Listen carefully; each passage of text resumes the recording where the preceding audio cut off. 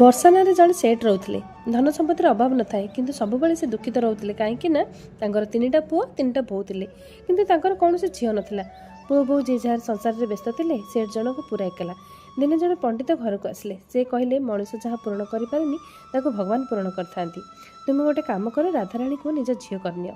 ସେଟ୍କୁ ପଣ୍ଡିତଙ୍କ କଥା ଭାରି ଭଲ ଲାଗିଲା। ସେ ଯାଇ ରାଧାରାଣୀଙ୍କର ସୁନ୍ଦର ମୂର୍ତ୍ତି ଘରକୁ ନେଇ ଆସିଲେ। ସବୁଦିନ ରାଧାରାଣୀକୁ ପ୍ରଥମେ ଭୋଗ ଲଗାନ୍ତି, ତାପରେ ଖାଆନ୍ତି ଏବଂ ରାତିରେ ସବୁଦିନ ତାଙ୍କ ସହ କଥା ହୁଅନ୍ତି, ପୁରା ନିଜ ଝିଅ ଭଳି। ଦିନେ ଚୁଡ଼ି ବିକ୍ରିବାଲା ଆସିଲା। ଯିବା ସମୟରେ ସେଟ୍କୁ 4 ଜଣଙ୍କର ପଇସା ମାଗିଲା। ସେଟ୍ଜୀ କହିଲେ, ମୋର ତ 3ଟା ବୋହୂ, 4 ଜଣ କୁଆଡ଼ୁ ଆସିଲେ? ସେଟ୍ଜୀ 3 ଜଣଙ୍କର ହିଁ ପଇସା ଦେଲେ। ଚୁଡ଼ିବାଲା କିଛି ନ କହି ଚାଲିଗଲା। ସେଦିନ ରାତିରେ ରାଧାରାଣୀ ସ୍ୱପ୍ନରେ ଆସିଲେ ଆଉ କାନ୍ଦି କାନ୍ଦି କହିଲେ, ବାବା, ତୁମେ ମୋ ଚୁଡ଼ିର ପଇସା କାହିଁକି ଦେଲନି? ସେଟ୍ଜୀଙ୍କର ଆଖି ଖୋଲିଗଲା। ସେ ବହୁତ କାନ୍ଦିଲେ। ଯେଉଁ ମାତ୍ରେ ସକାଳ ହେଲା, ସେଟ୍ଜୀ ଚୁଡ଼ିବାଲା ପାଖକୁ ଗଲେ ଏବଂ ତା ପାଦ ତଳେ ସ୍ୱର୍ଣ୍ଣ ମୁଦ୍ରା ରଖିଦେଇ କହିଲେ, ତୁ ବଡ଼ ଭାଗ୍ୟବତୀ। ତୋତେ ରାଧାରାଣୀ ସ୍ୱୟଂ ଦର୍ଶନ